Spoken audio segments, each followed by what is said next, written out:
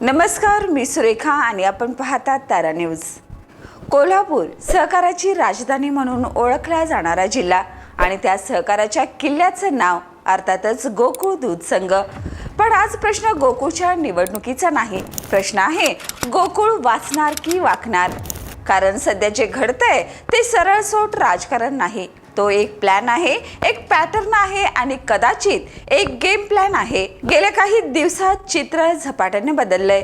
संस्था अचानक संशयाच्या भोवऱ्यात, चौकशीचे आदेश आणि त्याच वेगानं अधिकाऱ्यांच्या बदल्या। हा केवळ योगायोग म्हणायचा की कुणीतरी पडद्या बघून चाल खेळतोय? गोकुळसारख्या भक्कम संस्थेच्या पायाभरणीला हात घालायचा तर तो साधा निर्णय नसतो, तो थेट सहकार्याच्या मुळावर प्रहार असतो। आणि नेमकं तेच आज घडताना दिसतंय। निवडणूक जवळ, पण प्रक्रिया अधांतरी। मतदार यादीच नाही, हरकती नाहीत आणि वेळ मात्र हातातून निसटतोय। 14 मे जवळ येतोय आणि त्या दिवशी संपते सत्ताधाऱ्यांची मुदत। यानंतर काय? उत्तर सगळ्यांनाच माहीत आहे, प्रशासक। पण प्रश्न उभा राहतो, निवडणूक का लांबतीये, प्रक्रिया का अडतीये आणि कोणाला हवा आहे हा प्रशासकीय शॉर्टकट?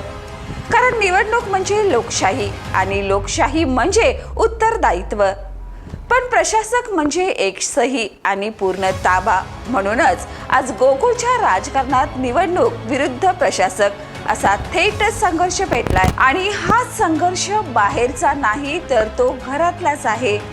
महायुतीतच महाभारत पेटले। एकाच छताखाली असलेले नेते आज एकमेकाच्या डावाला काटशहा देताना दिसतायत। कोण कुणाला सोबत घ्यायचं, कोणाला बाहेर ठेवायचं आणि कोणाला पूर्णपणे बाजूला करायचं, या सगळ्या राजकीय गणितात गोकुळचं भविष्य पणाला लागलंय। पडद्यामागे बैठका, दौरे आणि अचानक घेतले जाणारे निर्णय, हे सगळं पाहिल्यानंतर एकच प्रश्न उरतो, तो ही निवडणूक खरंच होणार आहे का, की गोकुळवर आधीच कुणीतरी निर्णय घेतलाय? आणि या सगळ्यात जास्त मोठा फटका बसतोय तो कोणाला? त्या शेतकऱ्यांना, ज्यांनी आपला घाम, आपलं आयुष्य या संस्थांमध्ये ओतलंय। ज्या दूध संस्थांनी गोकुळ उभं केलं, त्या संस्थांवर आज संशयाची तलवार।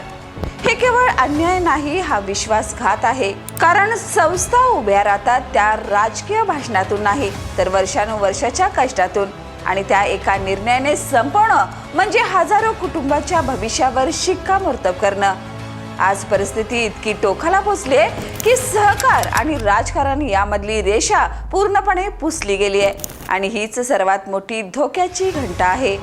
कारण जर सहकारात राजकारण शिरलं तर संस्था संपतात आणि जर संस्था संपल्या तर शेतकरी उरतो मात्र एकटा। म्हणूनच आज गरज आहे ती स्पष्ट निर्णयाची। निवडणूक घ्या, लोकशाही जपा आणि सहकार वाचवा।